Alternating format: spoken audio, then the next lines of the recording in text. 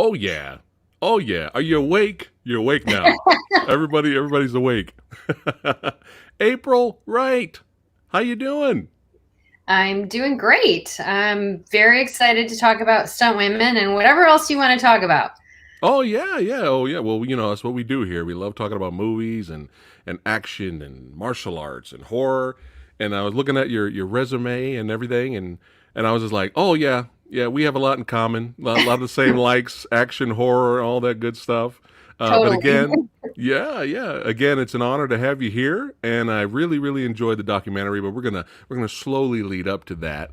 The movie Dojo Army is slowly trickling in right now. We got Gilbert in the house, Eric Planter, Jake Hall, Sherry, Heather Love, and soon more will be coming in to hang out with the old samurai and April Wright. All right, this is a lot of fun. So, what got you in the industry? What was some of your inspirations? She's like, you know what, I want to write, and then produce, and then eventually direct. hmm I just grew up loving movies. I had a movie family. My parents were into movies. My dad had an 8 millimeter camera, so he shot stuff. We had like reel to reel editing equipment in the basement. We had a projector. So I always was aware of the process to make films. And then I would just see every movie that came out, every genre. And so I didn't initially go to school for filmmaking. I went for computers because I did not have a rich family and I had to make money. But this is the thing I always loved and that I knew I would get into eventually. And I came in first by writing, and then one of the first things I wrote that got made was a horror film, a low budget horror, that ended up being called Killer Yacht Party and got released by Trauma. And Yes. and I was involved with that process and on set. And once I did that, I was like, okay, there it is. I was like, I want to direct. I knew I wanted to, but after I went through that whole experience, I'm like, I'm ready to do it now. So I did write and direct a really ultra low budget thing. And around then was the same time that I started shooting my first documentary, Going Attractions, the definitive story of the American drive-in movie. So I started making features and then I made a couple shorts. And at this point, I've got three finished documentaries. I've got a few more partially made. Yeah. And And award-winning documentaries too. yeah, yeah. Yeah. I've had a really nice response. A lot of it's been really funny this year with drive-ins coming back into everybody's consciousness. And people who know me have known for years I'm kind of the drive-in girl because I was interested in that subject. And to make that documentary, I traveled the whole country, every single state except Alaska, and I've actually been to over 500 drive-in locations, either open drive-ins or abandoned drive-ins or the former site to see what is there today. And I was really into drive-ins. And now all of a sudden people are like, what are you, psychic? How did you know? Why were you so into drive-ins? How did you know this was going to come up and be such a thing? And it is funny, earlier in 2020, in February, before the lockdowns happened, I was at the Drive-In Owners Conference down in Florida, and we were literally having a conversation about how to bring more attention to drive-ins and should they hire a publicist. And Brad Pitt had just won his Oscar, playing a stunt man, coincidentally. And and he said in his acceptance speech how he loved the film industry because of going to the drive-in as a kid. So we're like, can we get Brad Pitt to be our spokesperson? What can we do? And then all of a sudden, who could have ever predicted when the pandemic started, And then suddenly drive-ins did have all the attention and all the national press and the worldwide attention. And we kind of got our wish, just not in a way that anybody could have Right. ever predicted. And, Yeah. drive-ins made such a crazy comeback Yeah. in everybody's awareness that they still existed. And, so that's been really interesting. Yeah, and I really want to watch this. Chat, make sure you guys check out this first documentary that she did. Yeah, it's all But over the this place. looks like a lot of It's on fun. Tubi and Vudu, and yeah, it's all over the place. A lot of places you can find it. That's awesome. You even got the legend Roger And Corman I in got the there. legend, and that was Yeah. the coolest thing. I was actually at the New Beverly, which Tarantino owns out here in LA. And they were playing one of Roger's films, and he was there. And it was when I was very early in the research of doing the drive-in documentary. I might have made one of the road trips already to shoot some of the B-roll. And I just said to him, I'm making a documentary about drive-ins, and he knew he was part of that story. So he said, "Oh, if you want me to be in it, call my office." Like, he volunteered himself. And so I did, and it was wonderful to meet him. He's a person who's been so, if you know Roger and whose careers he helped, it's the list of what most of us consider some of the best filmmakers of all time. He Francis Ford Coppola was an assistant of his, and he helped Francis make his first film. He helped Martin Scorsese, James Cameron, Jonathan Demme, just everybody, Catherine Bigelow. Yeah. And all these people went through the School of Corman, Ron Howard. And it's just amazing. There's a really great documentary about him called Corman's World. Jack Nicholson almost cries in it because he says the first 10 years of his career, the only person that would hire him was Roger. But he was very open to everybody. Pam Grier credits Roger for giving her a career. And it's true. He's open and supportive, and that's how he was for me too. And Nice. after he was in my film, I saw him at Sundance when Corman's World premiered there, and he, greeted me like family. How are you? How are you doing? How's your brother? And every time I've run into him ever since and told him, I'm working on Stunt Women. Oh, that's a great topic. He's just been, such a enthusiastic supporter and such a great person. And it's just been an honor to meet him and have him be part of my film and to get to know him a little bit. Yeah, he's a legend, and I definitely have to check this out because He the drive-in truly does. experience, the drive-in experience is totally different from going to the regular movie theaters. It's like a totally different type of experience. Both experiences, can be fun, obviously. But yeah, I definitely have to check that out. You said that was on Tubi. It's all over the place. I Okay, don't even know all the places, but yeah, you can find it. It's on several of those platforms. They're kind of free. So nice. yeah, I'm definitely going to be checking it out. I'm sure Chad is as yeah. well.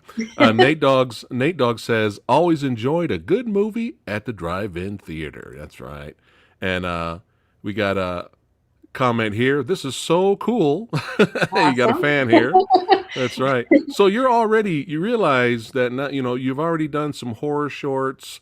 You've already done a film for Trauma horror movie with Lloyd Kaufman, and you're interviewing, Roger Corman. You're already family now here. Right.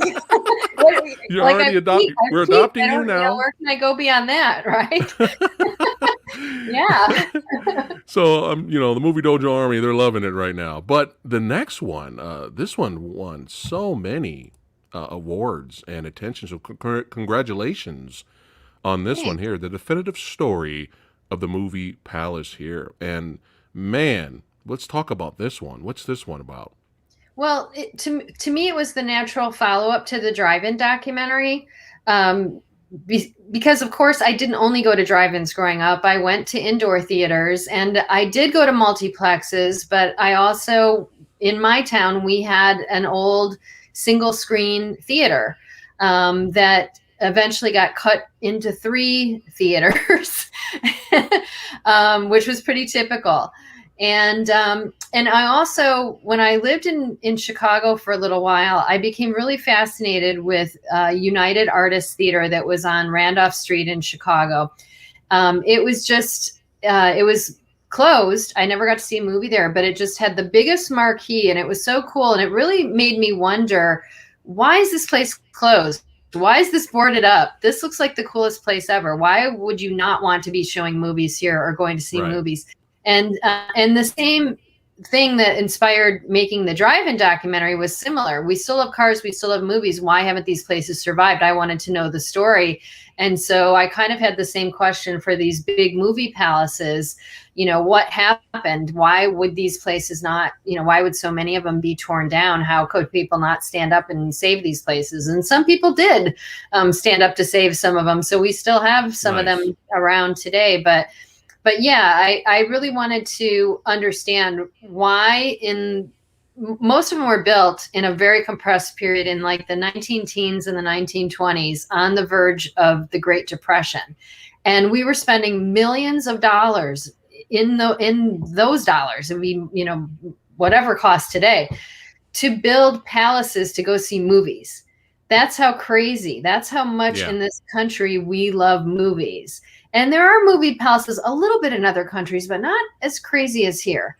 Right. So other countries, they might build a palace for their royalty or whatever. But we built palaces to see movies, thousands of them. And so, you know, I really wanted to understand that whole chronology of the film industry and you know what, and then especially what happened to these places. So it's the whole story. And both of those films kind of go together. So that picture, the dog came for our interview. I see it. I see it right there. Actually, it was quite funny. The dog, you can see the dog walking there, but the majority of that interview, I had to pet that dog while I was asking the questions so that he wouldn't make any noise. Right. While I was recording the interview, I had to like keep the dog entertained and pet him. And I think, yeah. And you're in a palace right there, theater. Right? Yeah, I'm in a movie palace in the lobby of the Uptown Theater, which is in Chicago. Beautiful. It's one of the largest ever built. It's been closed since, I believe, the 80s. And they've been trying to get the money to bring that place back to life. And it's gorgeous. Magnificent. Man, yeah. It's like you're in another country. You're another world in there. That's insane. Pretty much, right? And you interviewed a Malton here, right? Yeah, so that's Leonard Maltin, and we are sitting in the United Artists Theater, which is the theater at Ace Hotel in downtown LA on Broadway. That one was built by Mary Pickford and Charlie Chaplin and Douglas Fairbanks Jr. and D.W. Griffith, who formed United Artists as a way for those artists to escape the studio system that owned the rights to all their stuff, and we were taking a lot of profits out of their films. They created United Artists, and that was the flagship theater, and it still exists, which is amazing. Nice. So I really wanted to film in that one. And Leonard Maltin, I had gone to an event where he was introducing a film in that movie palace, actually. And he started talking about the history of the theaters and the theater. And I realized, like, I knew him as a film critic, but when he was making that introduction, I realized, oh, wow, he's also a historian on these places. And of course, the history of cinema. So I absolutely had to have him in the film. And he was so wonderful, so knowledgeable. Nice. And we've also had the opportunity to run into each other over the years and get to know each other, and his wife and his daughter. His daughter and I used to work at the Independent Spirit Awards, so I would see her around there. But they're wonderful people. They're wonderful people, and yeah. And so so that one, I was playing it in a lot of theaters, a lot of older theaters, like the Tivoli. There we go. Congratulations on the theater. I got a triple feature with some big films there. That's like I wanted to show this just to show that your documentary did go to some theaters, which is awesome. Congratulations for that. But I also wanted to show this photo for the other two movies that's showing with it. This is amazing. This is an amazing lineup here. Singing in the Rain and Inglourious Basterds. It's kind of like in my documentary. Your documentary. That theater, the Tivoli, is outside of Chicago, and they actually had their organ player come in, so they played the organ before my film and like made it a whole to do. And that's what I was doing when the COVID hit. I was at that theater and a bunch of other historic theaters around the Chicago area, doing screenings and doing, appearances, meeting people, doing a Q&A and all that. And then you could start to see people talking about COVID, and then midway through that week, they're like, the NBA is shutting down, and I'm like, oh shit, this is real. They're not going to give up all that NBA money if this isn't a Yeah. real thing. And Yeah. I was worried I wouldn't even make it back to LA. I was like, I'm going to be stuck in some airport outside of the Chicago airport, in airport hotel, and not even be able to get home. It's going to shut down that fast. But luckily, I did get through the week. I did make it out of town. Nice. But Good, yeah, good. so I was playing at theaters when everything shut down. So that was a disappointment. Nice. Yeah, but at least it did go to theater. That's pretty awesome. And again, Yeah. critically acclaimed. Like, this is really awesome. But now let's go ahead and go to the next one, the big one. And I'm so happy that you helped create and direct a documentary about this subject because, I've been watching action movies for years, and there's so much I don't even know. There's so much I'm still learning about the business and behind the scenes. I'm going to be 80 years old and still learning, right? But Yeah. this is a subject that's very important. This is something that needs to be, hey, wake up. This has been going on for years, and it's these badass stunt women, these female stunt women that are going out there kicking ass, taking names, and I'm so happy you made a documentary about this subject. So it brings us to Stunt Women, the Untold Hollywood Story. And you blew my mind. I had no idea that back in the silent film era, I this blew my mind. I couldn't believe there were stunt women back then. I know, right? Amazing. Yeah, there were a bunch of female-driven action serials. The Perils of Pauline, The Hazards of Helen, and these things, in the silent film era, they were short. They were like 20 minutes, but these serials had tons of episodes. Hazards of Helen had like 140 episodes or something. Man. So they were action, franchises. Yeah, in a way, yeah. And the women were writing, directing, and doing their own stunts, like jumping from a motorcycle onto a moving train. It was insane. And getting lifted from a moving train onto, there we go, with a rope ladder on, today would be a helicopter. Back then it was an airplane, and they were doing those kinds, and when we shot it for the film, I'm like, I want to shoot in a historic theater because, of course, I love that subject. So we went to the famous historic Chinese theater in Hollywood. We had Michelle Rodriguez there. She's an executive producer on the film, and she was awesome to work with. Nice. And then we brought in Ben Mankiewicz from Turner Classic Movies, who's, a film historian. And he didn't even know much about this until I told him, and I gave him some of the preliminary research. And I should say there was a book first, which you have the little logo there, Stunt Women. The Untold Hollywood Story was a book. So this woman, Molly Gregory, had done a lot of the preliminary research and wrote the book. The book went up to like 2007. So I had to do more research after that to bring it up to present day. Right. Nice. But she had done a lot of the original. And so, when I was telling Ben, by the time we came to shoot at the Chinese, he had gone down the rabbit hole and looked into it even further. And he had a daughter. So he was really interested about, bringing up some of this information about what women were doing. And it just was blowing all of our minds that over 100 years ago that you had women doing stunts like that. It's insane. Today, sometimes people are like, can women handle that stunt? And it's like, they were doing helicopter lifts 100 years ago, dudes. Yeah. So, it was really important for me to show that in the movie. Because a few people were like, are people going to want to see these black and white things? Is that going to be interesting? And I'm like, yeah, it's going to be interesting. Yeah. The way we're going to show it in the film and, get Michelle and these people sort of comparing it to today.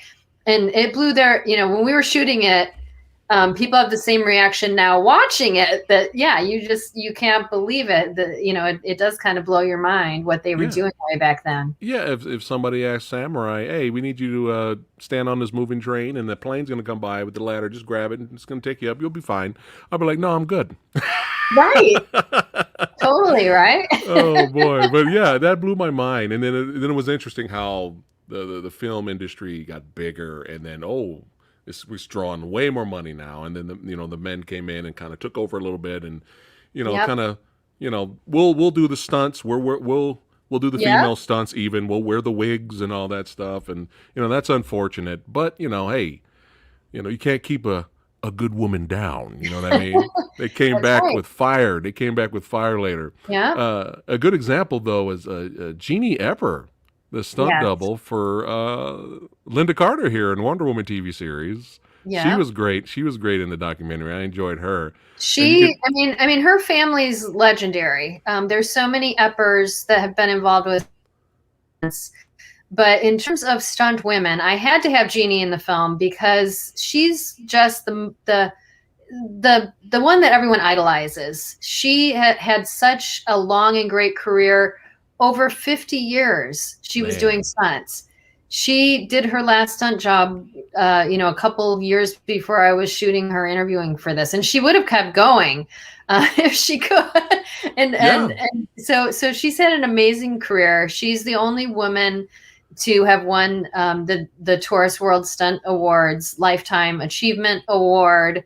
And so she's just been, so accepted and admired by both men and women.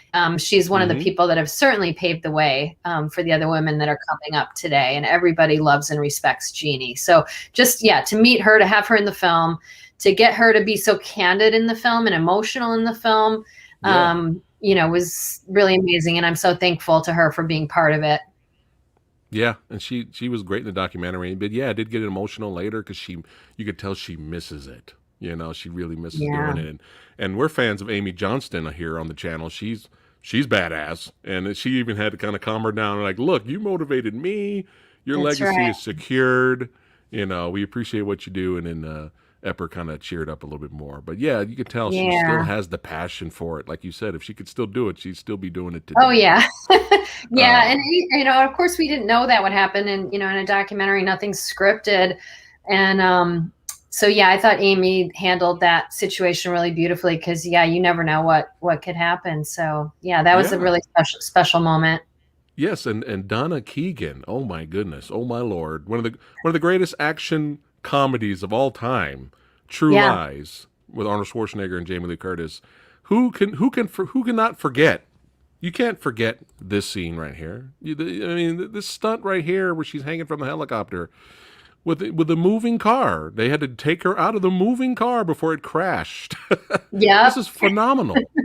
This is phenomenal. Even till this day, this stunt. It's inspiring. Like it's just It, oh man.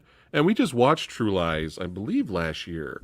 I haven't watched it in a long time, and still holds up today. Still a great movie, and that stunt still is just like, man, seems like it's a lost art sometimes. But because everything's CGI. But hey, when they pull it off, you can tell it's real, and you can tell they pulled it off with perfection. So shout out to Donna, definitely. But what I also liked about the documentary is the training montages too, showing them training, with the fire gel training. I was like, oh my goodness. Like, yeah. and she was just like, yeah, it's a regular day at the office. Yeah, no big Yeah. deal. It gets Yeah, set and on that fire fire. thing, oh my gosh. I mean, there's so much that we had to shrink it down, to fit in a movie. The fire stuff that they do, there's so many steps that we couldn't even show, that they dip the clothes in ice cold water before they put them on, and they have all these layers, and then they have wardrobe, and there's so many steps. And also when you're lit on fire, I didn't know this before I made the movie, but when you're lit on fire, you have to hold your breath. You can't breathe the whole time, otherwise those flames are going to go in and burn your lungs. So that's the hardest part, is that when Man. when the flames go up, they hold their breath and then they have to act. And Right, so right. that's pretty incredible. But yeah, that was kind of a neat thing to learn, is that they're nine.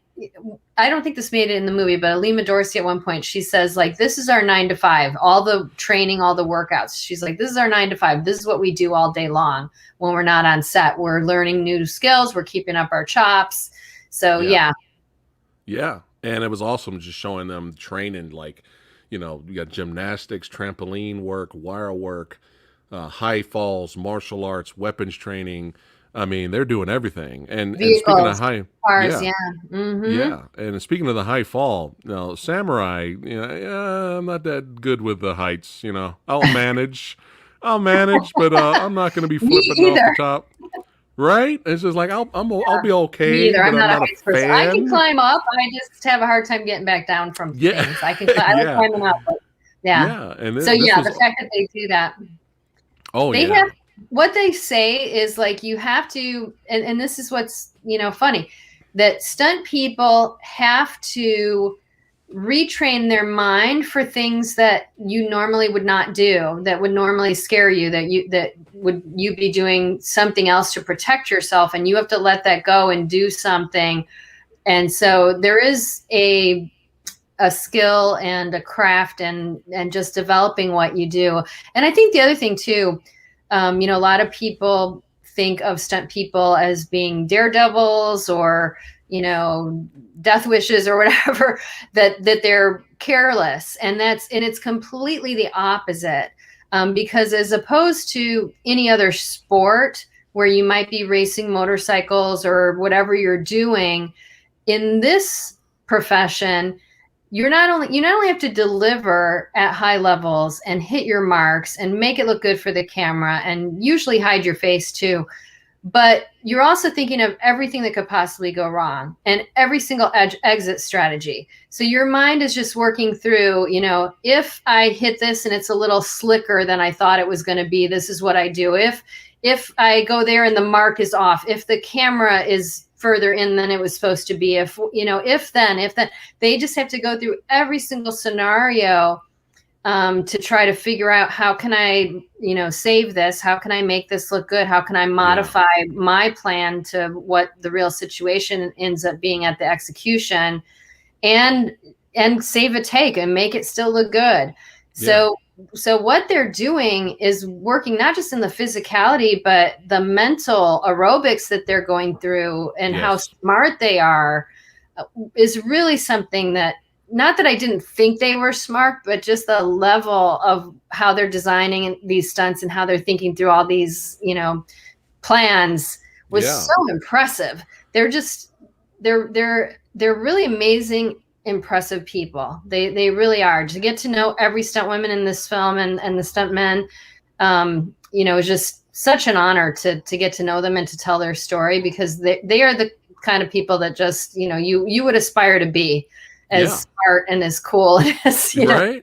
they're And just amazing people. Oh yeah, and you're correct on what you were saying earlier about the whole mental thing. And I remember Donna said in the documentary that during this whole sequence, before and after, during and after, she was directing herself. Like she was just, imagining herself being directed. Make sure everything's Like an fine. out of body experience. Yeah. And But that one in particular, I think they train, if I'm not mixing up with another one, I'm pretty sure they trained at an airport, where they trained for months with how the limo was moving, how to pick her up. I think part of that shot, if I'm not mistaken, they actually did it backwards. They put her in the limo instead of taking her out, as part of the sequence. So yeah, there's so much complexity in terms of what they're doing. But yeah, that one, they really let that limo go. So yeah, and again, going back to the mental, I believe I can't remember the name of the actress that was in Bionic Woman, but her stunt double, they were Lindsay talking about, Wagner. right? They were talking about her stunt double wasn't just Rita. she wasn't just there to be a stunt double. She was like watching how Lindsay acted, and so she could act like her, taking it a whole nother level, so she can act like the actress too, not just perform the falls. So, but yeah, you got Amy Johnston here being a badass, training, getting the martial arts on, and man, the car stunt driving was pretty cool too. I love how she was like, I trained. He's like, I finally got it. When she finally got that spin right, she's like, I did this for 2 hours. I finally got it. That was great. That day, so that driving school, we were at Willow Springs driving course, which is like the same place where they shot that Ford versus Ferrari film. It's a driving course that's been there since the 50s. And all the car companies bring their cars out there to test them. And in a side area is where they did the driving school. And it was probably about 115 degrees that day when we were shooting. So it was so hot, Man. crazy hot.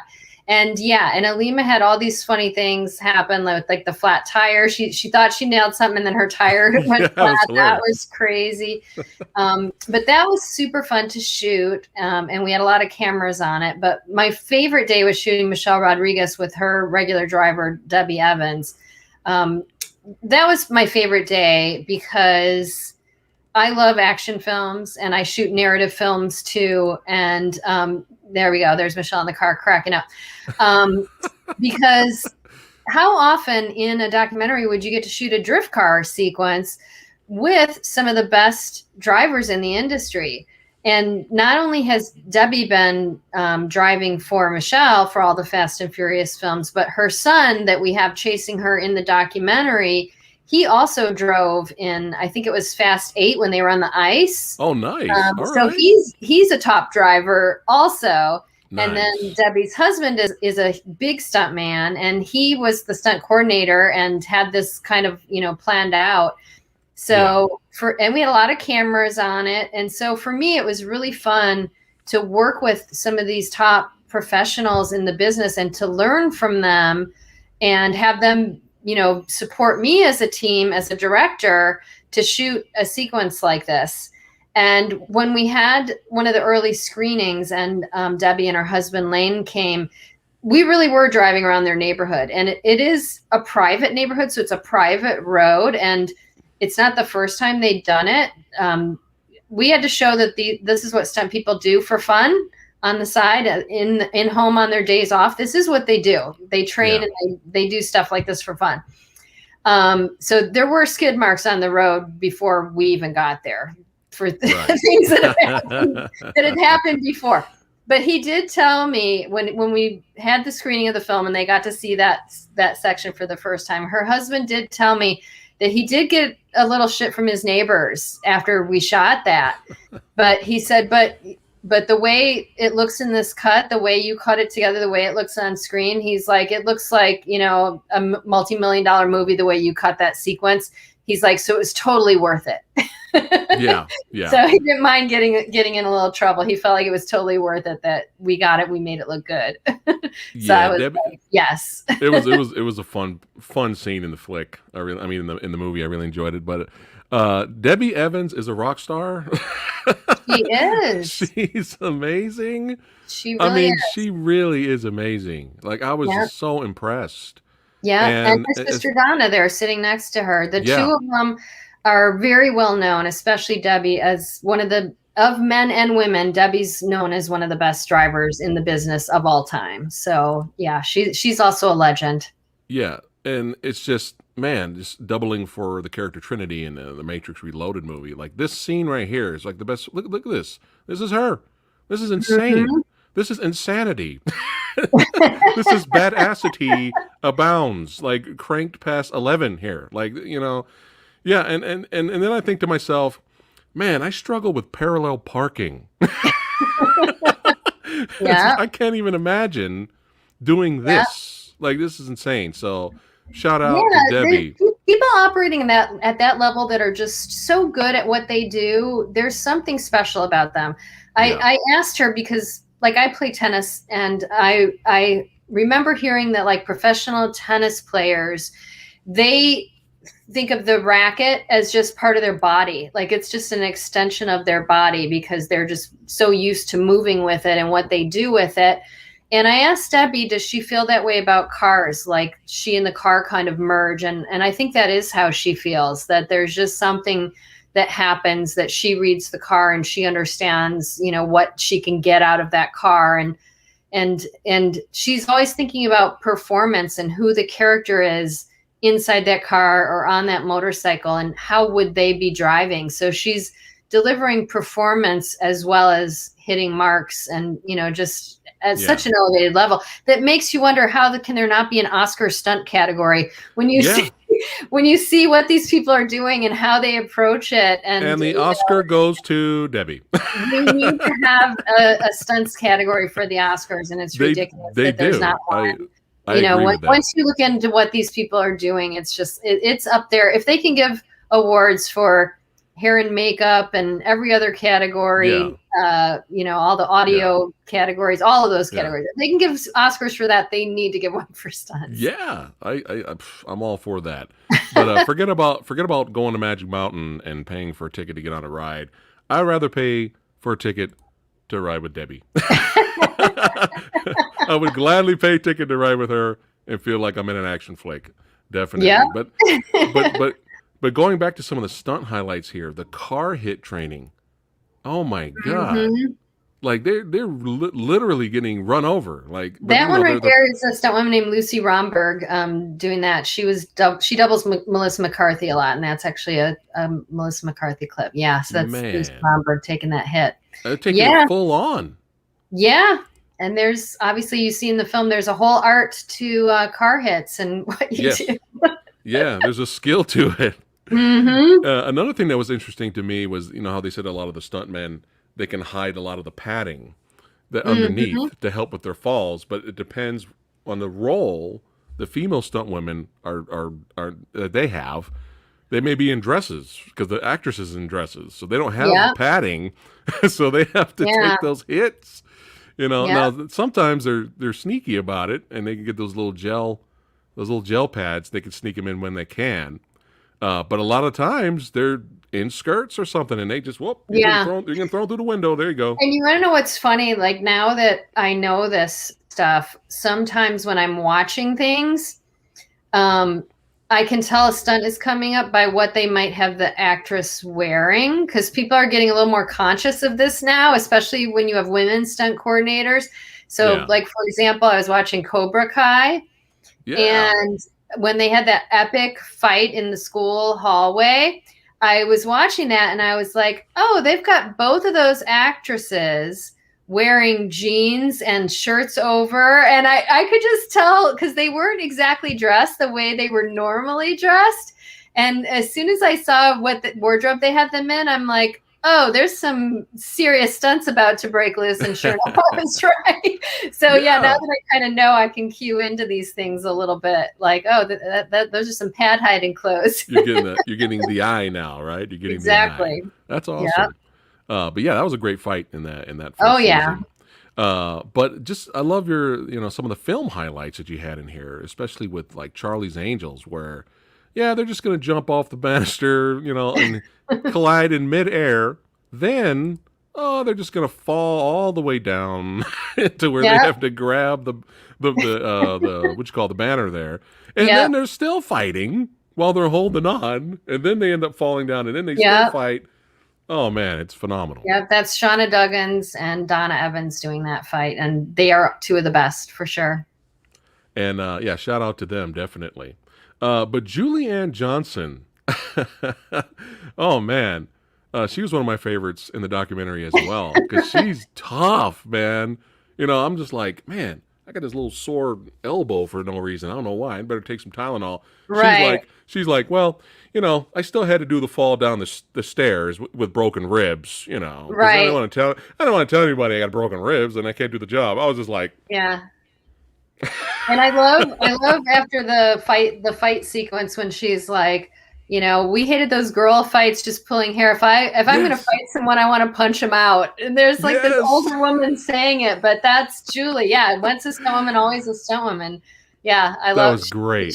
She says a lot of great things. And the whole Clint Eastwood thing that she takes like a haymaker from Clint, and she's like, yeah, that was fun. Yeah. He was great to work with, even though he punched me over. I fell over the balcony there, but he was great to work with. But I love that when she said that in the documentary. She says like, none of this cat fight, hair pulling bullshit. I want to knock somebody out. I was like, yes, that's what I'm talking about. Yeah. But shout out to Heidi, excuse me. Heidi Moneymaker. Heidi Congratulations. Moneymaker, yeah, she's badass. I've seen her in other things. She's amazing too. So congratulations to her being on Scott Adkins' podcast, The Art of Action. She's like one of the newest episodes on his podcast. So congratulations to her. I saw that. But Yeah, yeah, I she's think Heidi and Renee, like you have Debbie and Donna Evans of that generation, the sisters, and I hmm think Heidi and Renee Moneymaker are kind of this generation of the sisters, both at the top of their game, and just the nicest, most wonderful people too. Um, yeah, yeah, they're both badass. But yeah, they she are wonderful. Heidi and Amy Johnston doubled for Scarlett Johansson in Captain America: Winter Soldier for the Black Widow character here, They did. and Yeah, there was some badass stuff in this movie for sure. yeah, that's Heidi right there. Man, look at that. Hey, Samurai, we need you to jump over the wall and roll forward as an oncoming car. Can you handle that for us? No, I'm good. I'm good. Where's And look at that landing too, how she lands and comes up on her Heidi? feet like Heidi. a form. Yeah, Yeah. I know, right? And then that crazy cannon roll from the film The Host. This Yes. was insane. Yeah. I was like, And how do you survive? Like, and I found that so interesting because Heidi came into it as a gymnast, and so she's really known for physical stuff, and and yet when I asked her what her favorite stunt was, the car roll, because she never gets as much opportunity to do those, and so I had to show that in the film that it was an man, epic car roll, and yeah, it was so crazy and intense. It's like, yeah, that person's dead inside. Like, right, the character's dead, but no, yeah, she's just on another level. But again, going back to the, how sometimes it depends on what characters they're, what actresses they're doing the stunt doubles for. Sometimes they don't get the padding, and yeah. we have the fight here with both sisters when they doubled for Ronda Rousey and Michelle Rodriguez in the Fast and Furious movie here. But look at this. Just, I'll just get thrown. Look at this. Is insane. Look at Yeah. this throw right Yeah. here. This. And some of it Nuts. is Ronda Rousey. She did do a lot of the fight, so it's I mean it's you can't tell any of the switches, Right. but yeah, it's But the that hard one's so falls. cut up. Yeah, Yeah, I think they but, you- both went over the balcony too, and then but landed they on did go to the tables. balcony together. Yeah. Man, Mm-hmm. it's so impressive. Mm-hmm. But here's another fun fact, at least for me.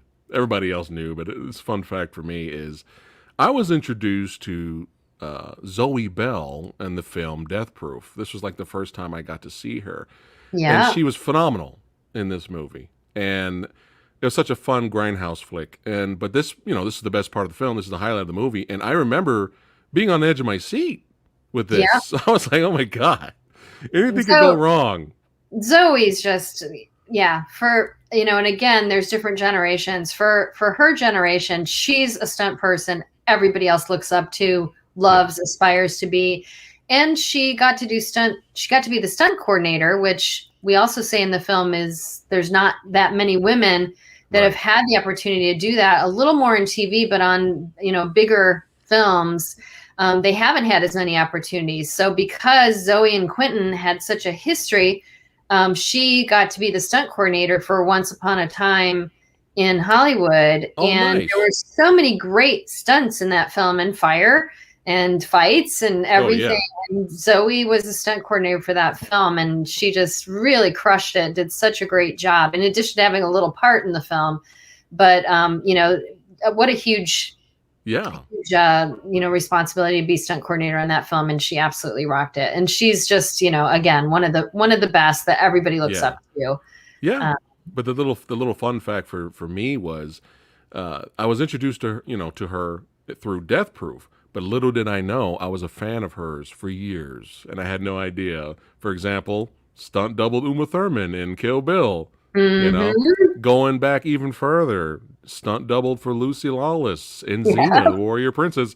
And I watched the show all the time, and little did I know I was a fan of her You this were a whole fan of time. Zoe and didn't even know it. Yeah. Right, right. But man, she took some hard bumps for Uma Yeah. Thurman. Man, she took some hard bumps. But I love how this is such a brutal fight and brutal bumps, and I love how both stunt women were like, "Hey, it was like family. We were all hanging out doing our jobs." Yeah. It was great. And then the documentary took a turn for the not for the worst, but it had to get real a little bit with talking about the injuries and unfortunate deaths, and man, some of the injuries these ladies took, like in the Foxy Brown stunt, where she had her head split open, and Yeah. the roller coaster stunt was nuts, where the stunt woman broke her back. Yeah. And for some reason, I don't know why, I've seen Back to the Future Part 2 so many times, and I don't know why I didn't really notice when The the stunt woman female. slams into that pillar. Yeah, I don't know why I never Hmm. really noticed that until you pointed it out. So we got a shot right here.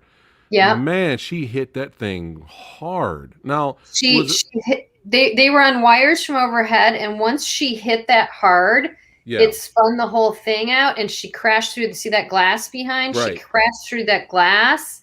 She had to have multiple like facial and reconstructive Oh, surgeries. That was a mess. Yeah. oh. Because I I remember wanted them. to. I met that stunt woman, and we weren't able to put her in the film, but this was a stunt that I knew when the movie came out. I remember people talking about it, and that you could see it, because most of the time when an accident happens like that, that doesn't make it into the film, obviously. Right. So some of the other, bad stunt accidents, they just sort of don't want to deal with that. And so that was one that I knew you could see the mess up happen in the final cut of the film. So I wanted to make sure to show that in the Yeah, because documentary. I just remember them going through the glass, but for some reason, I was like, man, how did I miss that? But yeah, Hmm. that was a man, that was Yeah. brutal. And it just put her out of position, and she went through a different part of the glass, and yeah, everything was terrible. Yeah, and then the cannonball run incident Hmm. where the female got paralyzed. I mean, it's risky business, but I love how all the stunt women Well, and the yeah, yeah. and Go ahead. we talked about how to show that, and I'm a firm believer in my documentaries that you have, if you're going to show a whole history on a topic, you have to show the downbeats, you have to show, Yes. the other side. You have to Yeah. show the true story, and so it wouldn't be an honest story of stunt women, the untold Hollywood story. It wouldn't be that whole story if we didn't at least talk about the Yeah. fact that people sometimes get hurt, or in some cases die, Yeah. because there are some risks involved in what they do.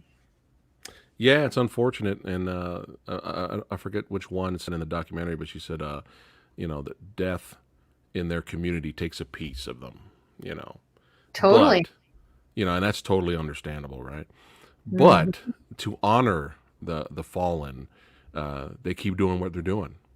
They keep Mhm. doing what they're doing to honor the fallen, and to keep the industry going. Because the more stunt women, the better. And Yes. what you And call I think, and films and television have evolved so much now, not just for women, but for people of color too. That, yes, for a while it was very white male dominated, for action, and so therefore a lot of white males were getting a lot of the stunt work. And then if they weren't, as you said, they were putting the wig on, or doing what they call paint downs, so that they could double people right, of color. And it really did start. We show in the film that it really did start in the 60s with all the other women's movement and civil rights movement, people pushing to get those jobs. So there was the Black Stuntmen's Association that formed around that time, the women's stunt associations, to push for them to get the work and to be able to double yeah, the people that are doing the acting, that they yeah, should look like them. And it's been a tough road, but I think, in more recent years, because everybody's opening up to this idea that having diverse characters and having LGBTQ characters and having people of different races and women is just good business, that people want to see this. They like these stories. They do very well.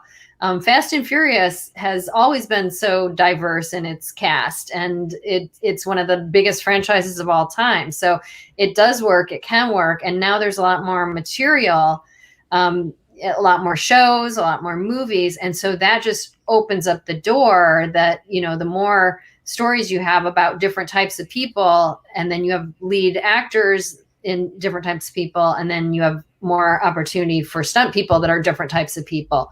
And they're still trying to make headway not only there, but not in the starring positions, because that's been an issue for women, is a lot of times they are doubling, but getting equal play as cops, soldiers, background, whatever it is, that's been heavily more men than equal and diverse, and they're trying to address that now too, because that's a paid day of work, even though you're not a featured stunt performer. Right. If you're taking a fall, if you're getting shot, if you're running in a crowd scene where people are falling, those are stunt people, and so everybody deserves to get those parts. So yeah, I agree.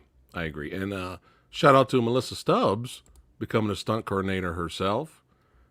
She was kicking ass and taking names in the documentary too. That was great. Totally. Melissa kicks ass and takes names every day. Every day. She can't not. Yeah, but man, it was wonderful to show her. A tough job. Yeah, it was wonderful to show her, and we actually, I corresponded with her for a while, and finally she was on set at the X-Files, working with Chris Carter, the creator of the X-Files. And they had such a good relationship that she said to him, this documentary crew wants to shoot. And he said, yeah, do it. Absolutely. And he just opened it wide up out of the respect for her. We had carte blanche up there to follow her to shoot. We got to shoot her pre-visiting stuff for him to shoot, and her shooting her road chase action sequence. So yeah, the opportunity to really go inside the world of what she's doing, since, like I said, there are not enough women doing stunt coordinating. It was awesome to get into her world. Shauna Duggins is another one who's really broken ground. She was the first woman nominated for an Emmy for stunt coordinating for Alias back in the day. She didn't win. Oh, nice. Yeah, she didn't win, but she continued and stunt coordinated on Glow for Netflix, and she's actually now won 2 stunt coordinating Emmys. So Shauna Duggins is really leading that charge, especially in television. And she's, I think she coordinates on 911 now, which is a heavy action show. She's also one of the best when it comes to stunts and coordinating. Yeah, Glow was a fun show. That was definitely fun. That's awesome. That is awesome. And plus, we can't forget, not just here in America, but all the badass female stunt women all over the world, And one of my favorites is badass martial artist and actress. She is still kicking ass and taking names today, but is Michelle Yeoh. I'm a huge fan of her. Oh yeah, and her films, and man, she just that's just how that's how they do things in Hong Kong, man. It's like, you want to be an action star? It's like, yeah, you're being an actress. That's fine. You want to be an action star? Well, you're gonna have to take some bumps. Totally. That's just how it is. And in some areas they call her the female Jackie Chan sometimes, and of course, in Police Story 3, a.k.a. Super Cop, the big one in that film was she never rode a motorcycle before in her whole life. Well, welcome to Hong Kong cinema. You're going to ride a motorcycle onto a moving train. Are you serious? And she killed it. She killed it. Amazing. No fear. Look at that. No fear. Yeah. That's awesome. Yeah, so we want to make sure everybody gets some credit, and as well as the badass stuntmen representing out there too. We appreciate all that they do, risking their lives for our entertainment. And they're awesome. I mean, every single stuntman, stuntwoman that I've had the opportunity to meet, I just big props, much respect to every single one of them. And like I said, when you're making a documentary, I'm making a movie, but it's their life, it's their livelihood, it's their world. So my job is to listen to them and to get inside and to tell the story the way that they want it told. And after the early screening, Melissa Stubbs was there for Q&A, and she did tell me, and this was the highest honor of feedback I could ever get as a filmmaker. She said other people had talked about wanting to make a film about this, have tried. And she's like, but you did it and you nailed it. She said, this is really who we are and this is how we really feel. And you got it right. And that's the only thing that I want to hear as a documentary filmmaker, that I did justice to the thing I made the film about. So that made me really happy. And I'm so glad when people watch it it does. I think it does erase any question about whether women are competent and can handle it. Yeah. And for me as a woman director, I feel like that goes across the board in the film industry, that there's been so many years of people questioning what women can do and what women can handle. And when you watch this movie, I think it erases all doubt. You're like, oh yeah, they can handle whatever. And so that's the message I want you to get when you watch the film. Like, yeah, Oh, there's I got no that. question I of got that competence. message. Yeah, Yeah. yeah, I definitely got that message. And one thing Debbie said earlier in the documentary, which I really liked, was no matter what resistance she gets from the people she works with, male or female or the industry, because she's a female, she doesn't take it personal. I Yeah. love that. She says she's a professional. She Yeah. doesn't take it personal. She just goes in there, kicks ass, and proves them wrong. That's And that's how right. it should be. I was like, Yeah. but yeah, phenomenal documentary. I definitely got to check out the other two. Definitely. We have some comments here. Hold on. Jay Calls says, "Wow, learned all new things today. Thanks and respect to all of the stunt women there." Thank you, Awesome. Jake. Heather Love says, "I can't imagine the injuries, and my hats are off to all the badass stunt women and stunt men." That's right. That's Yeah. right. It's all love here on the channel. Now, anything in the future you can kind of let us know what might be coming out as of right now? Yeah, I don't have anything coming out, but I Okay. am about to go on a road trip to shoot a follow-up documentary about drive-ins that I was actually planning to do before COVID hit. I wanted to show what a struggle that the remaining drive-ins have to keep it going for future generations. And, Yes. and even with the attention from COVID, it's still a hustle. And so I just want to show that, kind of do a follow-up. And I was able to shoot one drive-in last summer locally here in Los Angeles, but I didn't think it was right to be traveling the road last summer. And there is a season. A lot of drive-ins this past year, though, because of COVID, because they were the only place open, they stayed open all year through the winter, through the snow. So this was an unusual year, but most of the time there's just a season during the summer. So I kind of feel like I have to get on the road during the summer season and shoot that. So that's going to be fun. Nice. And then I'm also in my Going Attractions series, which I did drive-ins, I did movie palaces. I'm also going to do bowling alleys, roller rinks, and mom and pop local amusement parks, because those are other things that there used to be thousands of that we all grew up with. Coney Island, East Coast. Oh yeah, My dad I used to love take me Coney over Island. there. I'm obsessed with Coney Island. Oh, all right. Nice. Oh yeah. My movie palace doc, actually both of my drive-ins and movie palaces played at the Coney Island Film Festival. Oh, nice. And the movie palaces won like the best documentary feature or something. They gave me an award, so that was awesome. Nice. How cool is that? How cool is yeah, that? I love Coney Island. But yeah, so I'm gonna be shooting those. And my family business that I grew up in was a roller rink. And people might be like, why didn't you do that topic first? And I don't know. I guess I love movies more than I loved skating, even though I do love skating. And Yeah. I am a good skater. And I'm really excited to be digging into that topic now. Future project. Yeah. You got a lot on your plate. Well, I figure while I'm on the road shooting the drive-ins, I might as well pick up the the rinks, the roller rinks along the way, or the bowling alleys, especially the ones that maybe are reused as something else now, since there's less and less right. skating rinks and bowling alleys. But yeah, that sounds like a lot of fun.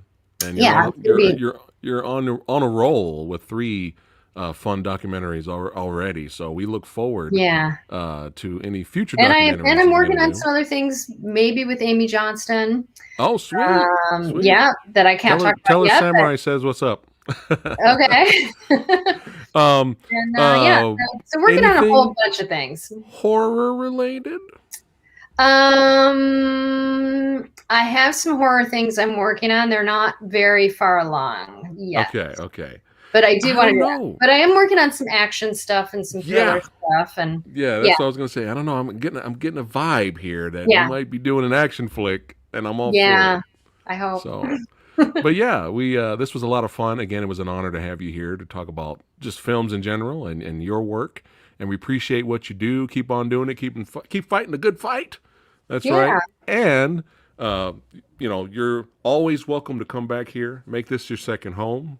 It'd be great awesome. to have you back here and talk about any other future projects once those get rolling. It'd be great to have you back here. You're like I said, your family now. Martial arts, stunts, action, horror. Your family. What else is there, right? Yeah, Well, there's thanks nothing for else. having me. I really Yeah. enjoyed it. You had, good comments. I'm glad you liked the film so much. I really loved the opportunity to make it. It was a really fun film to make. Oh, well, thank you. Well, again, it was great to have you here. So, Movie Dojo Army chat, make sure you check out all of April's work. That's right, all 3 documentaries. Check those out. Show support. Keep an eye out for any future projects April's up to. Don't forget, tomorrow we're starting a little early. It's 1:30 p.m. Pacific time tomorrow. I'm going to have the director, Bao Tran, of the hit Kung Fu comedy flick of the year, The Paper Tigers, is going to be hanging out with the Samurai tomorrow. It's going to be a lot of fun having the director here. And Versus, don't forget our Versus episode here. And this was not planned, April, because you're here. This was not planned. But Versus episode, we're doing Aliens versus Terminator 2. 2 of the best movies ever made with 2 of the best female lead action characters of all time. That wasn't planned. We just Cool. love it. We're just awesome here on the channel. But yeah, don't forget, that's at 6 p.m. this Thursday.